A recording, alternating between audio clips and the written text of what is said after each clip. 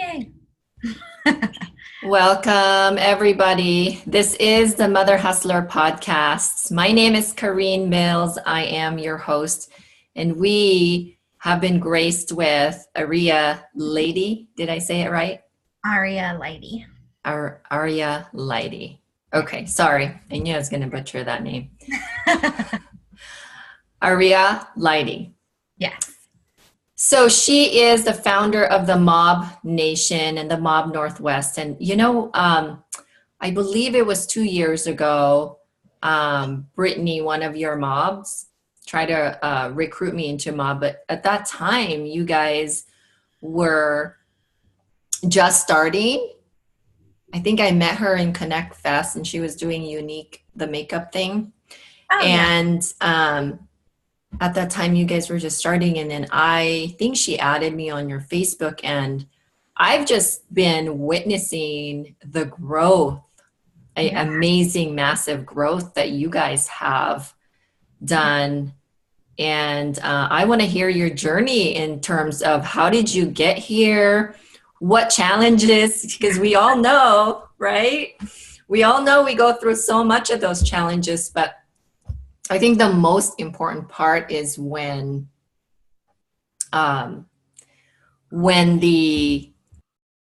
the mom or the entrepreneur overcome those challenges, right? Yeah, definitely. Yes. Well, we actually were founded in 2012, and that was just basically started out as a necessity for me, because there were those challenges of owning a brick and mortar, and I had no support system. I was a young mom, so I didn't really know that many women that had children or owned a business, and definitely knew no women that were doing both. So I just kind of set out to find my tribe. It started out as a Facebook group, just to kind of have a safe space for those moms to connect. And then as I slowly started building my business and building my name in the community and getting out into all those networking events and stuff like that, I really realized that there was a lot lacking for busy moms. So I just started to set out to put together all the resources and to create events that were specifically catered to busy moms. We don't have time to put on a mask and pretend that we're somebody that we're not. We have to come in to an event in all of our vulnerable glory, sometimes with a kid or 6 in tow, and not have to have anybody, blink an eye at it. So in 2016 is when we launched the Alliance, which is the paid version of the Mob, which is for women who are ready to take their business to the next level and have all of the education and resources that are required to do that. So. Wow.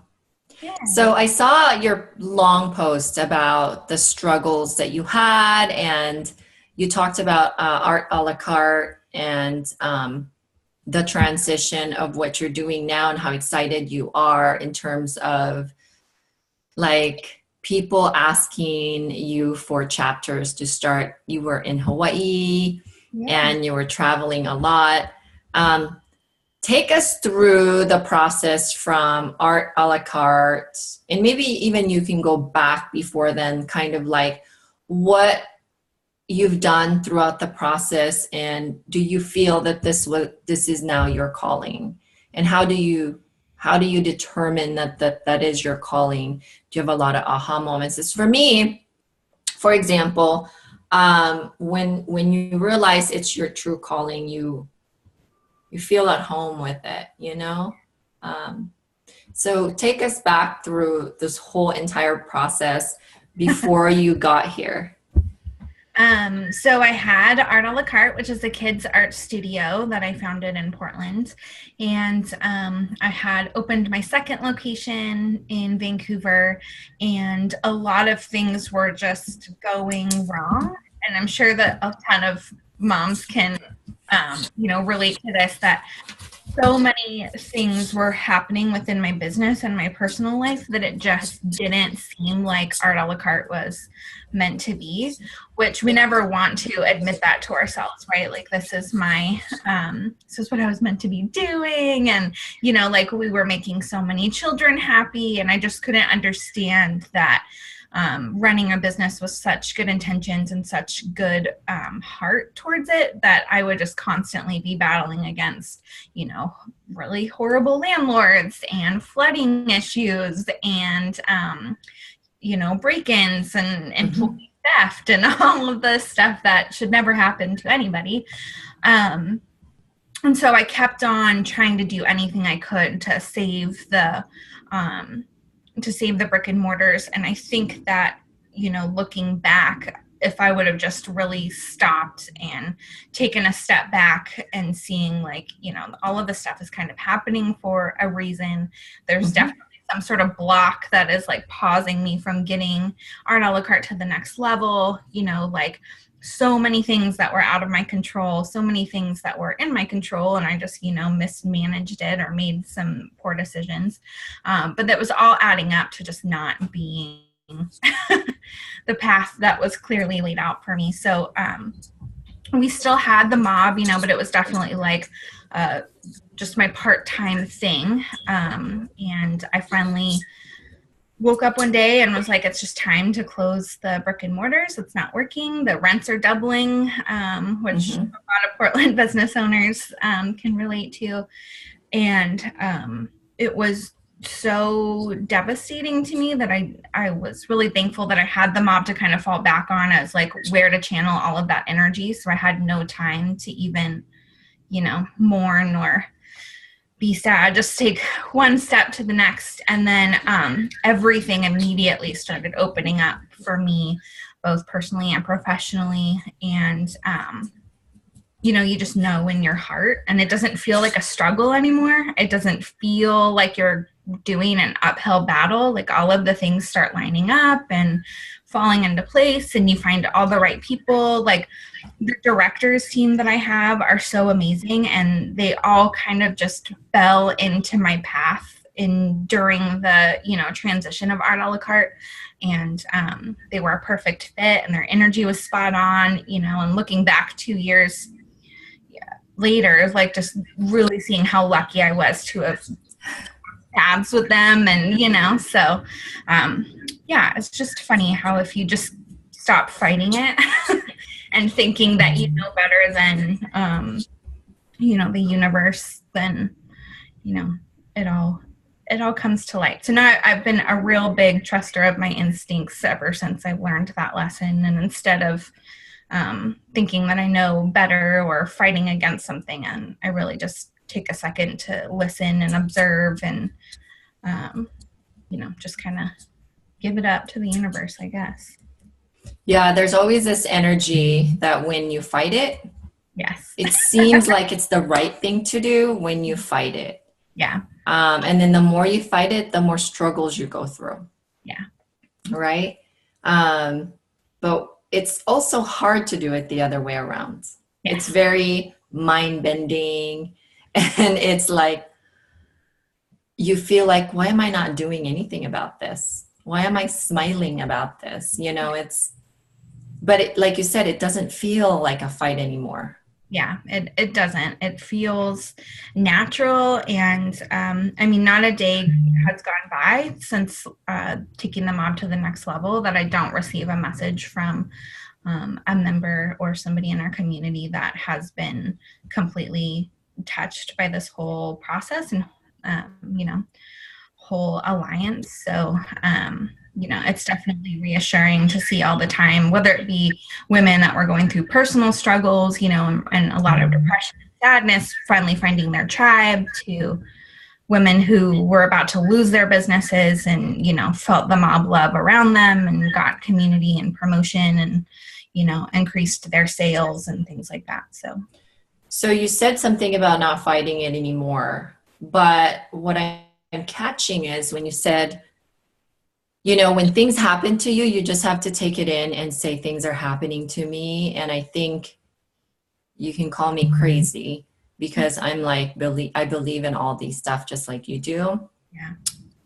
You think that all the crap that happened to you at Art a la Carte happened to you because it was preparing you for this position, for this chapter in your life? Like you said, there's moms that are coming to you. Sometimes maybe just giving you a testimonial of how, welcome they are when they go to the networking, even with their kids along with them. Or maybe just being a listening, like a listening channel for them because of their frustration, or they have a brick and mortar business that they're having a challenge with. So do you think that specific chapter in your life, although it was such a struggle for you and a challenge, has really truly prepared you for and maybe it has allowed you to take your business to the next level? Yeah, I definitely think not only, the lessons were trying to get me out of that situation, but I also think that I have so much firsthand knowledge as a mom and a business owner that I can give a lot of advice or mentorship because I've already gone through all the issues. So hopefully, if I can see the signs of somebody about to go through the same issues or heartache that I went through for my business, I can, start to kind of step in and offer some advice or, just knowing that like you don't know everything as much as you think you do when you're 27, 28, and being able to talk to those women that are, in that chapter that I was in, where it's like, it's okay to admit that you need help or, don't know everything, or that it's time to let go for a while. So. Yeah, I like what you said, that for the most part, we don't really admit it, right? And I think it's the vulnerability of, gosh, I look like a failure and what's people going to think about me? Yeah. And I think we all go through this little wall of thinking about others first, like what are others going to think about me? I'm not going to make it. And I think we try to hang on to it for so long until it hurts enough because of the other people that we thought of, not because of us. And it's very unselfish of us, but at the same time, if you flip it for your family, it's also very selfish for you to try and take that away from your family. Because I've been there too, where you want to please the outsiders, but like, are you pleasing your family? Right. You know? Yeah. And I think that is one of the biggest lessons is that, I really did have to ask myself, like, is the reason for holding on to Art a la Carte, like mostly ego driven? And it was that I didn't want to have to face people that told me that Art a la Carte wasn't going to succeed and that, it was not a good idea to have a process oriented art studio, and that you couldn't make money helping the community and all those types of things, and once you remove those voices from your head and only, ask yourself if it's fulfilling you and, and yes, it was taking away very much from my family and, watching my husband have to struggle or work even harder because, I'm not bringing any money in because I'm pouring everything back into trying to, make this survive. So, yes, definitely ego driven. And what I think that is so important for everyone to know is that all those things that you think people are going to say, they don't say it. And if they do, then they're not really worth having in your circle in the first place. I was really nervous that the mob community wouldn't respect me as a leader anymore if I had failed. It's the complete opposite, like not one person, batted an eye at the fact that I had to close a brick and mortar. I think it did give me even more merit in the community. And the few negative people that were in my life in regards to it, they don't belong here anyways. And, being a mom-owned business, you do have to put your family first. And so I think that is why we need a community of women that completely understand that. Yeah. I really like how you said where kids can be taken to your networking, because I'm not sure if you've seen that I am a Chamber of Commerce ambassador. Yeah. And in some occasions, I take my kids I with have me. them there. Yes. And, you can totally feel sometimes some eyes on you, Mm-hmm. or you catch some people rolling their eyes. Yep. And I've actually gotten a feedback from another ambassador that was told by another person about bringing my kids. Yeah. So yesterday, I interviewed another mom, and I told her, if your clients are demanding of your time, but you have been clear, absolute 1000% clear that your children is your number one priority, but they suck, your clients that suck the life out of you. And you have told them repeatedly you need to go pick up your kids or something, that you need, without any lick of doubt, you need to say to them that you have Yeah. to go pick up your kids. You have to say. And yeah, and it's and I said, and the world can effing wait. It's and she says, you probably don't know this, Kareen, but you've actually taught me to stop when I need to stop, by just when we talk to each other and you see the clock and they say, okay, I've got 5 minutes to talk, I got to go pick up my kids. So before we even get done or get there, I give people warning, Right. because I want to be proactive. And so in any case, when you said that about your mom, and that kids, nobody ever says anything, kids can hang around while we're networking.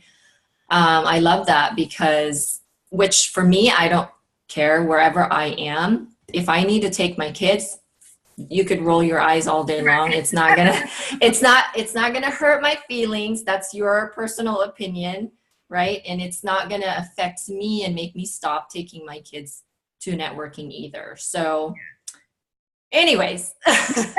Well, I think, I got those eye rolls as well. And I have been to my fair share of events. And when I started my business, I was a single mom.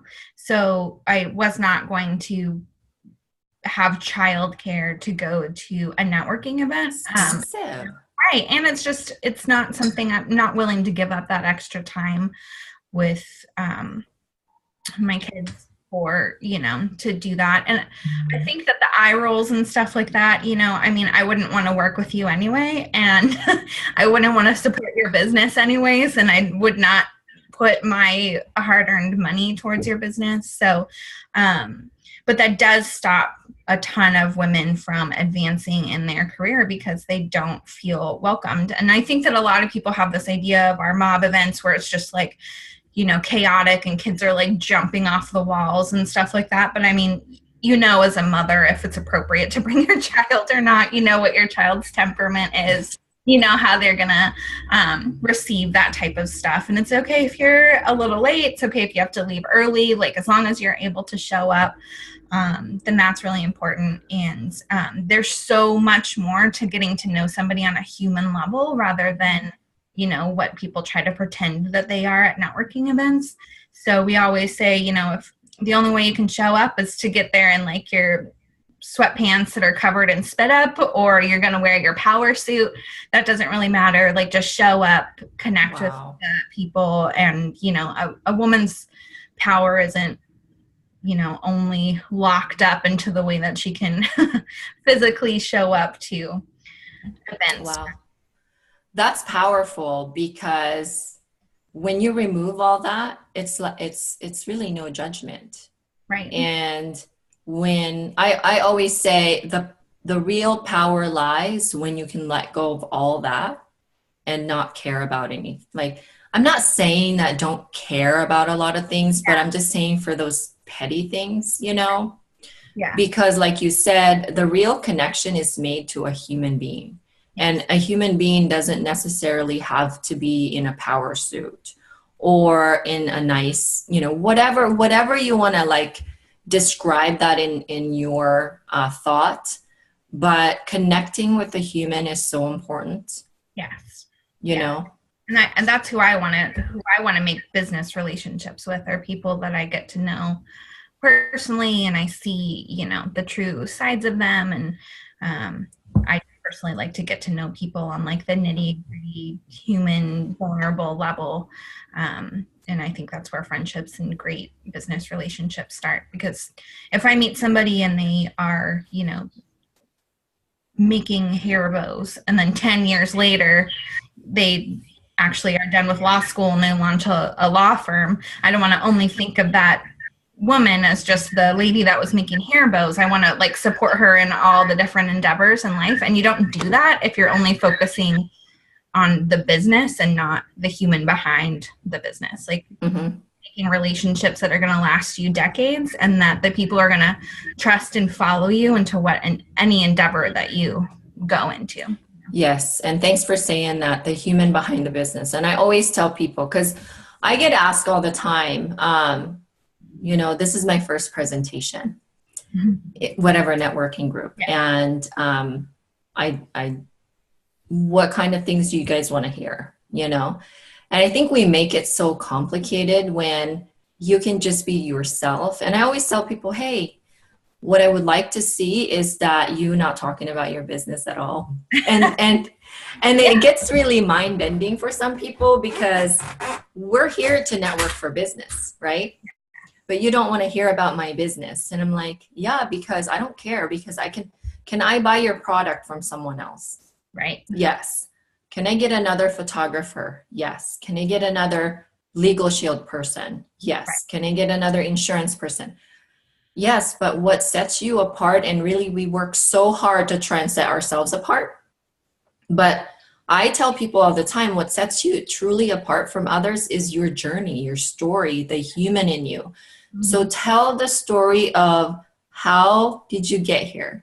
Yeah. I don't care how far away you start, right? But you have, you have 10 minutes. So I tell people, you only have 10 minutes, so don't go too far. But it's really the story behind the glory is what truly people like just hungry for. Yes. Yeah.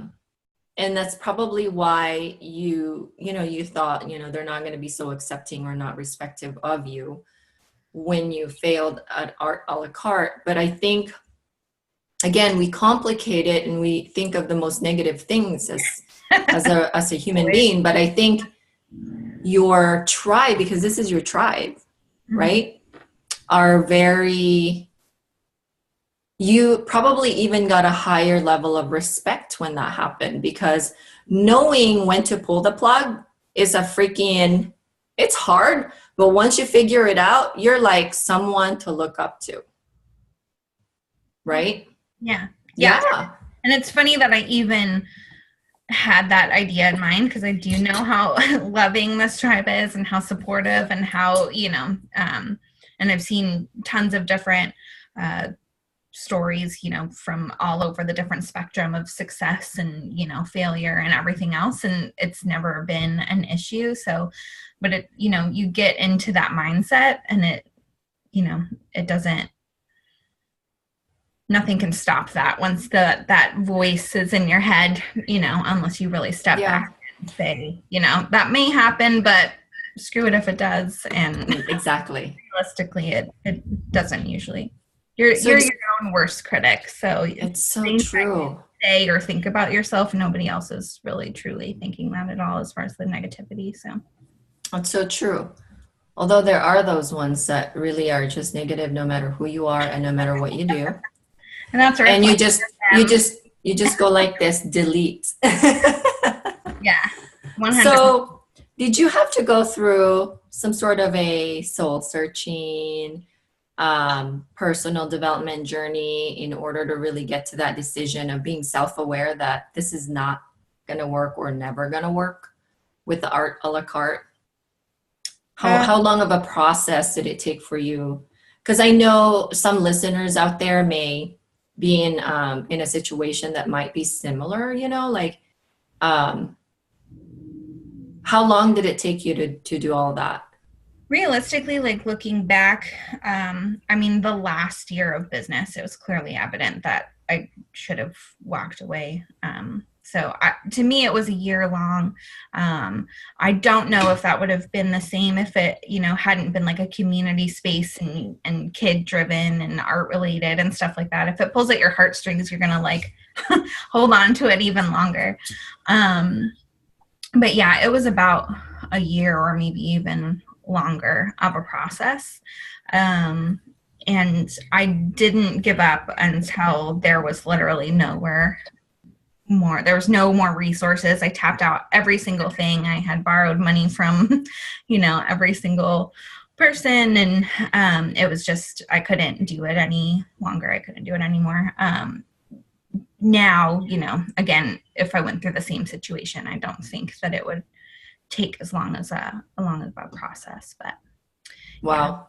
Yeah. That's cool that you transition, and I want to transition into the glory that you have now, because we can talk about a la carte all the time, but that's your past. And like one of my mom that I interviewed said, I don't think about what I ate. I don't think about what happened yesterday. Not that she thinks about it, but she does not question it. It's that being so centered with the universe that it's part of the whole big plan, right? It's part of the design. And I posted something the other day, and I said, the laughs and the cries, they're all part of it. The struggles that you go through, it's all part of it. Yeah. And you just have to go through it and grow through it. So we have the Mob Nation and the Mob Northwest, and then you have the Alliance now. Yeah. Yeah. And I'm super excited for you to dive into that, because that is really, I think when I say it, you always like, your face turns into a smile. And it's very evident to me that it is not only that your tribe, but it's like your baby. Like when we have a baby, we take really good care of it, right? Yeah. And we hold it like it's so fragile. But in any case, tell us what it's all about. And I read a little bit on your Mob Nation, and what have you learned throughout the process of building Mob? How many members do you have, etc.? So we now have over 350 members. We grow really organically. I don't believe in trying to get as many members as possible. Our real goal is to attract people that are like-minded, and our biggest marketing expense, is just, or time that we spend marketing, is actually like giving to our members, because when they're taken care of and loved and their life has changed, then they're gonna, talk about it all over, which is how we have grown into a national alliance, is because, people in Portland were telling their friends in Reno and Seattle and San Diego and all these different areas about the Mob, and, women were coming with requests to open up a chapter.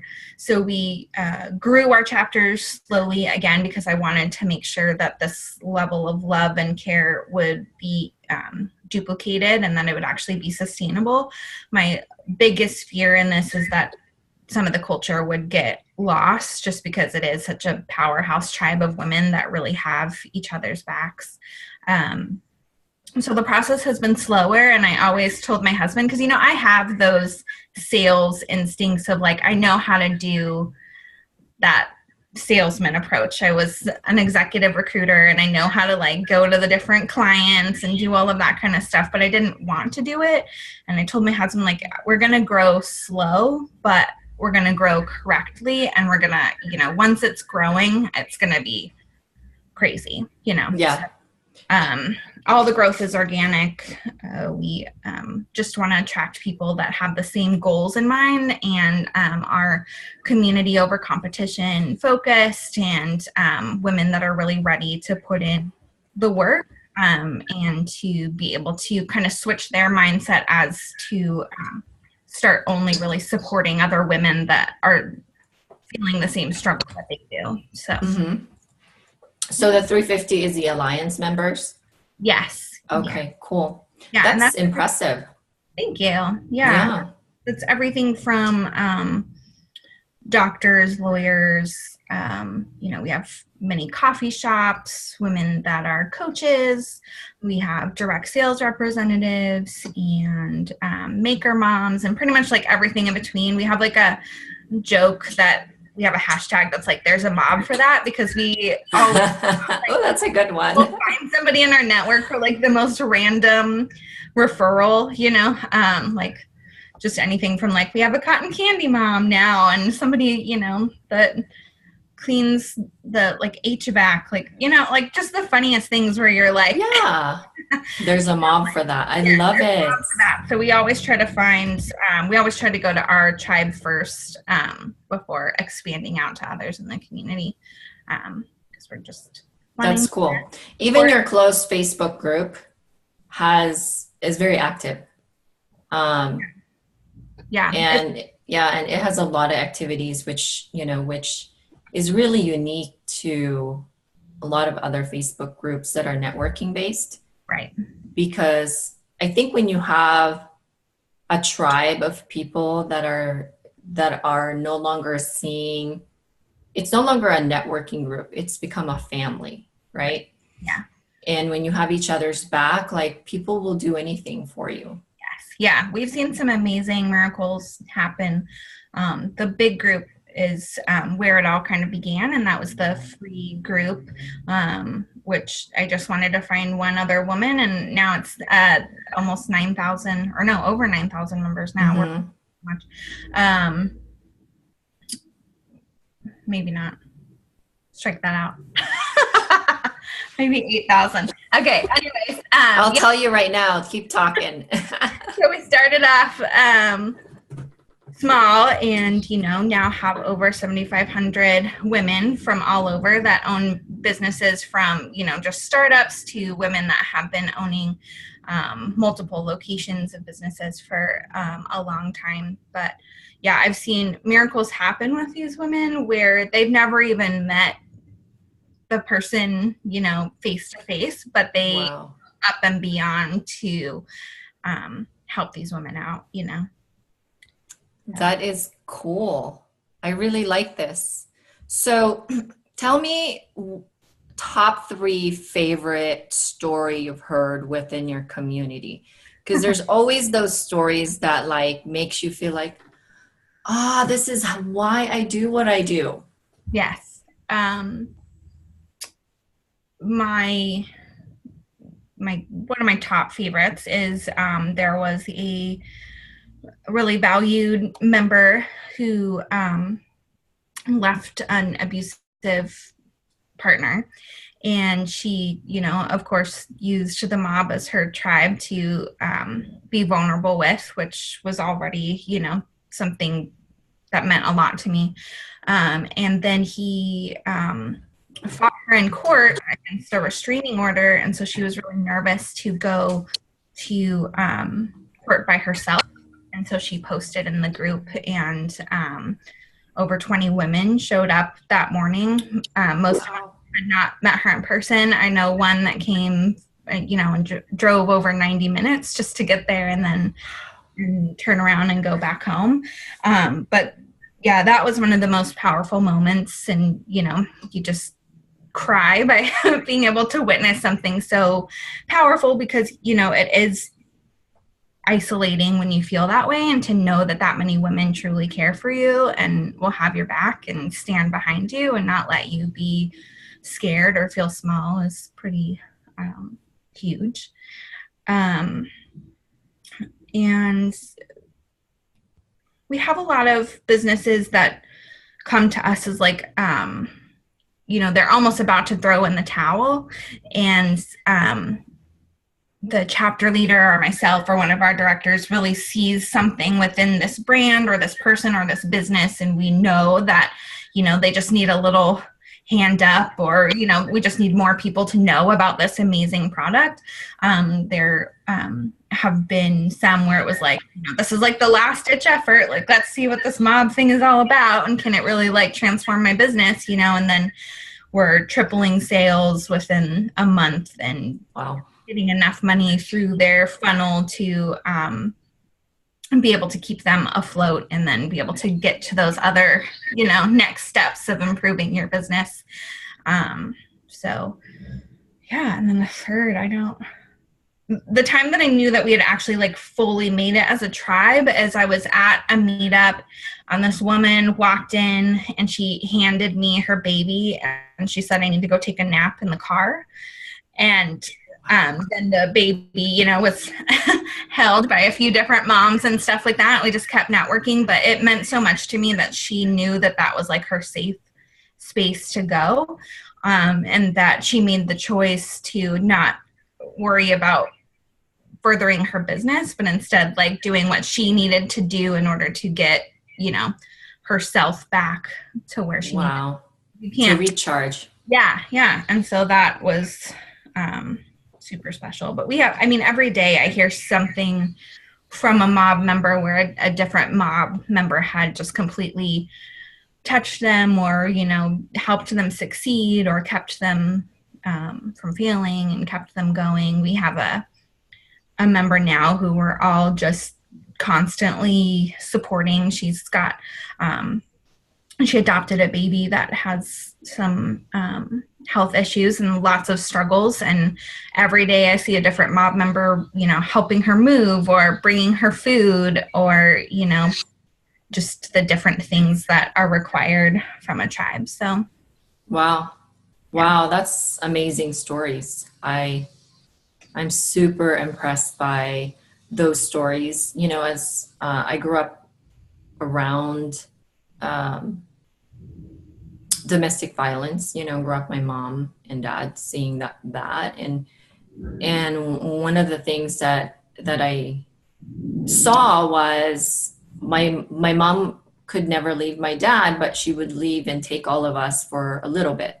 Yeah. And go to a neighbor's house. I grew up in the Philippines and then go to a neighbor's house. But unlike your mob, like almost like going to war, like that court story, it was like, I could literally see her mob in like the shield. Yeah. With like a sword. Yeah. Going to war against whatever it is that's standing in their way. But I love it. It makes my heart smile. Yeah. The women, super cool. They blow me away every day. They come from all different backgrounds and all different, stages of motherhood and all different stages of business. But every single one of them has like a heart of gold. They all would do anything and drop anything to help one another. And it's really inspiring. And that is another reason that I just like keep going, because I want to see this type of love in other communities. And I almost forget that other women don't have that because I'm so surrounded by it and engrossed by it every day that I forget like, when I go travel, that there's women that don't have that mindset and are feeling completely isolated like I did in 2012. And so I hope that we can bring this mindset and tribe to all the different communities. And you're going to be worldwide, girl. I know it. Thanks. What advice can you give a mom that owns a brick and mortar business that is maybe thinking of throwing in the towel? When should they, like, what are the telltale signs to really throw in the towel instead of hanging on? Because hanging on can actually cost you more money. And I know this because I've been in brick and mortar business before. Yeah. Holds you back for, a lot. I think there's different signs in every business. It's different for every person. I think if you really truly step back and put ego aside and ask yourself why you are still going, like I think that you'll really get the answer. If you're open to like all the answers, I think we know in the back of our head, what the truth is, and we just don't want to believe it or acknowledge it.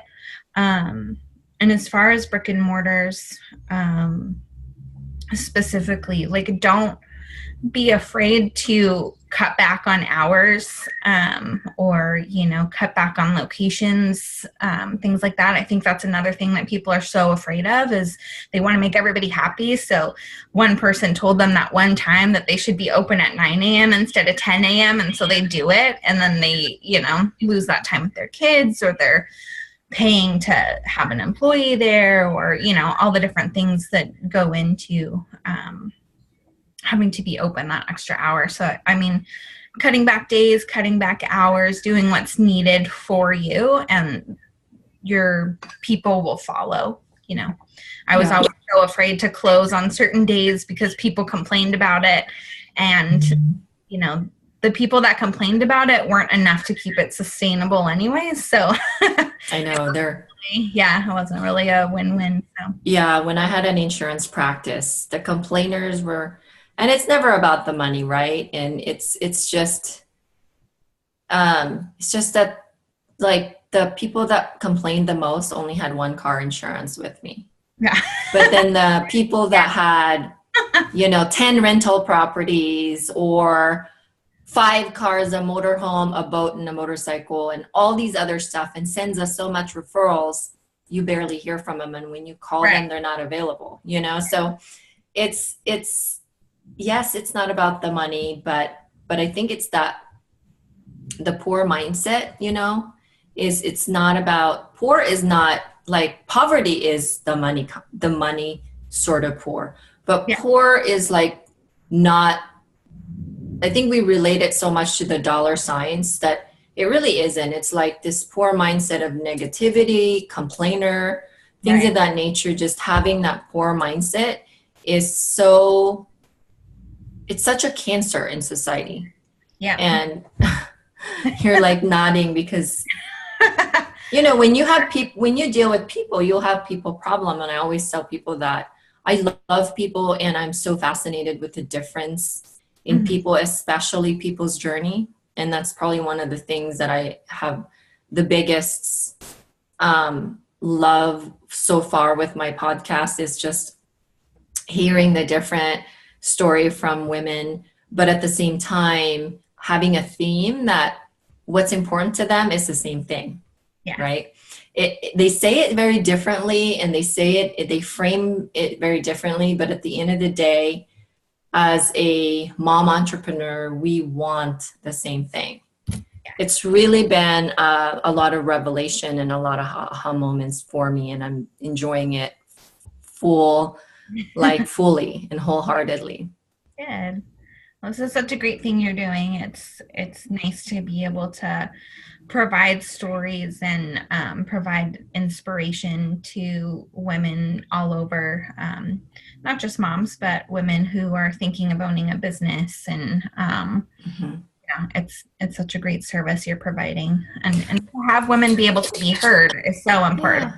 And I think even the men, you know, like men can learn from a lot of what we do too, you know, because we're such nurturers, and although sometimes they will not admit that, but we all know we're like superb.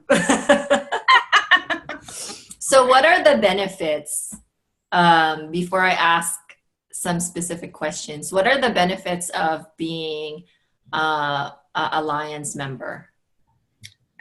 So you get access to our private group, which I think has a lot more intimate networking opportunities. You don't get lost among the, you know, thousands of women in the free group, which is still an amazing resource. But, you know, just being able to get the more one-on-one interaction with different women. You get to go to any of our events, for any of our meetups, for free, in any chapter. So if you are, you know, traveling out of state and want to go see one in San Diego or Honolulu, then you can pop in and not have to pay an additional fee. We list you on our directory, which we are constantly trying to put out on different, you know, marketing platforms, so that people will search our directory first and have the support local mindset.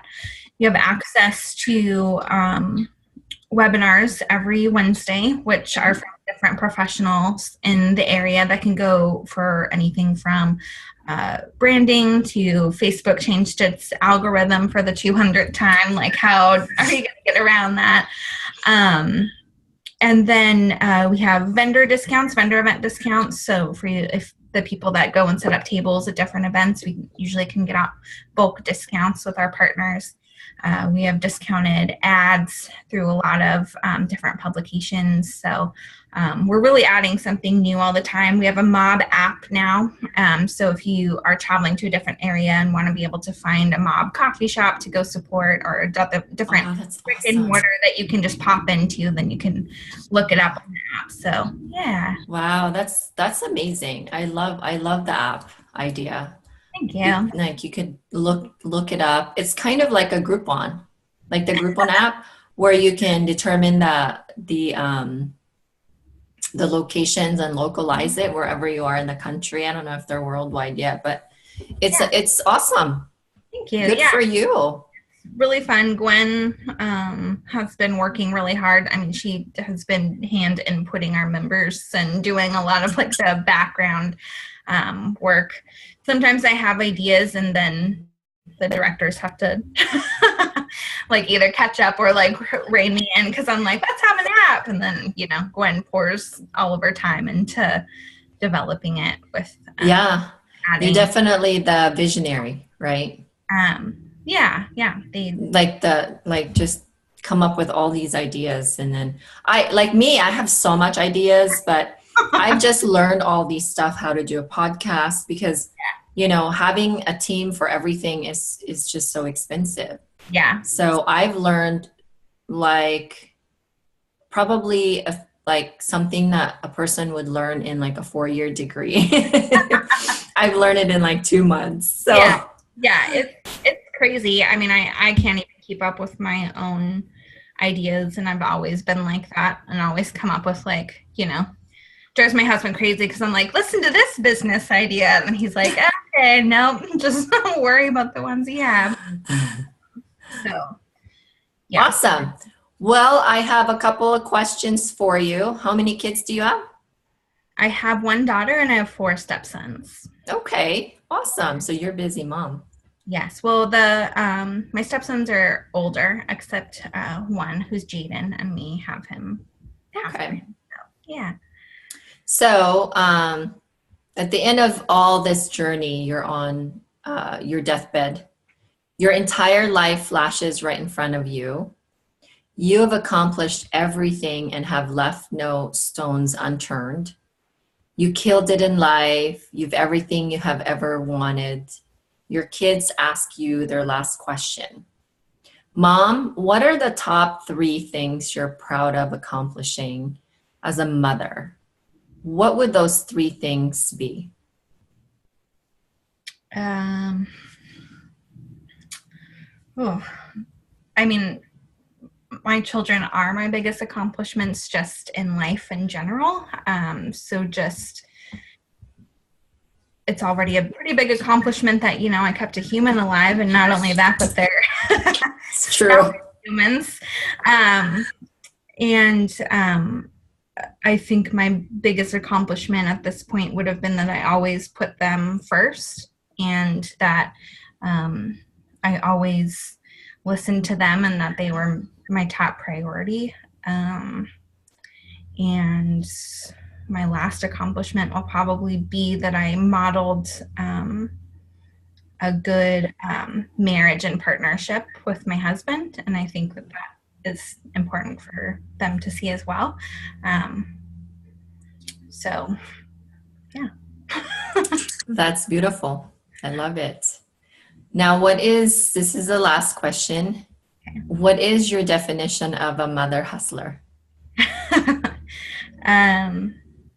Well, I think anybody that identifies with the term mother, whether that be, adoptive mothers, if you identify with it, then you are a mother. And a hustler is somebody that is just making things happen and doing things for themselves and for the community and making a dream come true. And that can be any level of business, any level, of entrepreneurship. So, yeah. That's awesome. Women that are balancing motherhood and business, those are the two hardest things to do. And then we were the ones crazy enough to try to do them both at the same time. So more power to all the mother hustlers and mobs. Right. So before we go, I want to commend you for all of your accomplishments and congratulate you for all the hard work and your gaining results, and not only results, but it's that emotional validation from your members and the stories that you hear each and every day from your members. That is a huge accomplishment, girlfriend, and I congratulate you for that.